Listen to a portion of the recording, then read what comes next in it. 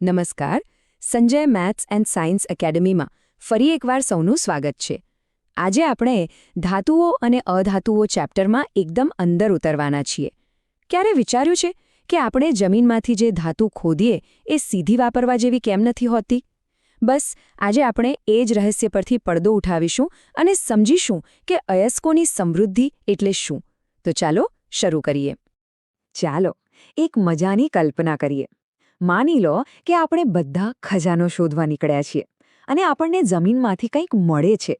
પણ શું એ સીધું સોનાના સિક્કા જેવું ચમકતું હશે? ના, જરાય નહીં. હકીકતમાં એ તો માટી અને પથ્થરથી લપેટાયેલું હોય છે.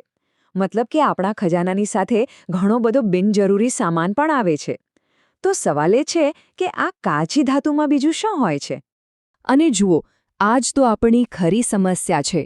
જે કિંમતી અયસ્ક એટલે કે આપણો ખજાનો આપણને જોઈએ છે, એની સાથે માટી, રેતી, કાંકરા આવી કેટલીય બિનજરૂરી અશુદ્ધિઓ ચોંટેલી હોય છે. અને આ બધું આપણી ધાતુ કાઢવાની આખી પ્રોસેસને બહુ જ કોમ્પ્લિકેટેડ બનાવી દે છે. વૈજ્ઞાનિકોએ આ બધી બિનજરૂરી વસ્તુઓ માટે ખાસ નામ આપ્યું છે. એને કહેવાય છે ગેંગ. યાદ રાખજો, ગેંગ એટલે કાચી ધાતુ સાથે ભળેલી પેલી બધી જ અશુદ્ધિઓ. જેમ કે માટી, રેતી, નાના મોટા પથ્થરો, બધું જ. તો હવે મનમાં એક સવાલ તો થાય જ કે આટલી બધી માથાકૂટ કરવી જ શા માટે?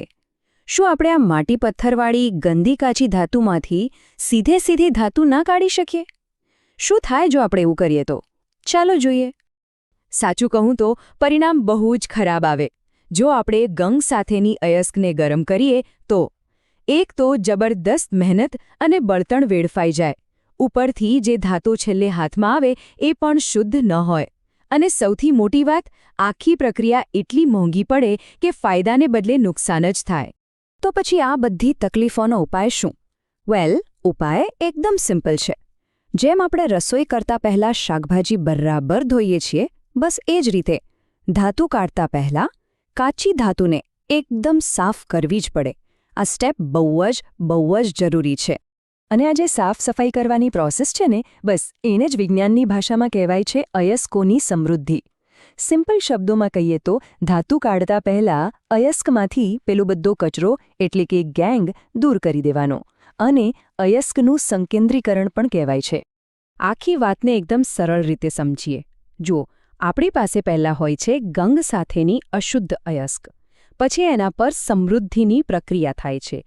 અને છેલ્લે આપણને મળે છે એકદમ શુદ્ધ અને સંકેન્દ્રિત અયસ્ક. વિચારો, એક માટીવાળા પથ્થરમાંથી કિંમતી વસ્તુ સુધીની આખી જર્ની. પણ હવે સૌથી મોટો સવાલ, આ ખજાનાને કચરામાંથી અલગ પાડીશું કેવી રીતે? શું કોઈ જાદુઈ મંત્ર છે એના માટે? ના, અહીં કોઈ જાદુ નથી, પણ પ્યોર સાયન્સ છે. આ આખો ખેલ અયસ્ક અને ગેંગના ગુણધર્મોના તફાવત પર ચાલે છે. જેમ કે ચુંબક લોખંડને આકર્ષે છે, પણ પથ્થરને નહીં. બસ એ જ રીતે વૈજ્ઞાનિકો અયસ્ક અને ગેંગના આવા જ અલગ ગુણધર્મોનો ફાયદો ઉઠાવીને તેમને છૂટા પાડે છે. અને આ તફાવત મુખ્યત્વે બે પ્રકારના હોય છે. એક છે ભૌતિક ગુણધર્મો, એટલે કે તેમનો દેખાવ, વજન, ચુંબકીય શક્તિ વગેરે. અને બીજા છે રાસાયણિક ગુણધર્મો, એટલે કે તે બીજા કેમિકલ્સ સાથે કેવી રીતે રિએક્ટ કરે છે. બસ આ જ બે બાબતોના આધારે અલગ કરવાની રીતો નક્કી થાય છે. ભૌતિક પદ્ધતિઓ તો બહુ જ સ્માર્ટ હોય છે. એ વજન, ચુંબકીય ગુણ કે પછી પાણીમાં તરવાની ક્ષમતા જેવા તફાવતોનો ઉપયોગ કરે છે. દાખલા તરીકે, જો અયસ્ક ભારે હોય અને ગેંગ એટલે કે માટી હલકી હોય, તો એને વહેતા પાણીથી ધોઈ નાખવામાં આવે. શું થાય? ભારે અયસ્ક ત્યાં જ રહી જાય અને હલકી માટી પાણી સાથે તણાઈ જાય. છે ને એકદમ સિમ્પલ? તો ચાલો એકવાર ફરીથી યાદ કરી લઈએ કે આ સાફ સફાઈની આખી પ્રક્રિયા આટલી બધી મહત્વની કેમ છે? આટલી બધી મહેનત કરવાની જરૂર શું છે? કારણ કે સમૃદ્ધિ કરવાના ફાયદા જબરદસ્ત છે. એનાથી ઓછી મહેનતે અને ઓછા ખર્ચે કામ થાય છે.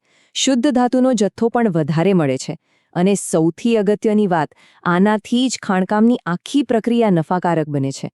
આના વગર તો બધો ધંધો ખોટમાં જાય. ટૂંકમાં કહીએ તો આખી રમતનો મુખ્ય ધ્યેય એક જ છે: ધાતુ કાઢવાની પ્રક્રિયાને સરળ અને નફાકારક બનાવવી. બસ આ જ છે અયસ્કોની સમૃદ્ધિનો સાચો મતલબ. તો આ હતી આપણી સફર, એક માટીવાળા પથ્થરમાંથી શુદ્ધ ખજાનો મેળવવા સુધીની. આશા છે કે આ સમજૂતીમાં તમને મજા આવી હશે. વિજ્ઞાનના આવા જ અઘરા લાગતા ટોપિક્સને સરળતાથી સમજવા માટે સંજય મેથ્સ એન્ડ સાયન્સ એકેડમીને લાઇક, શેર અને સબસ્ક્રાઇબ કરવાનું બિલકુલ ના ભૂલતા. ફરી મળીશું, ત્યાં સુધી શીખતા રહો. આભાર.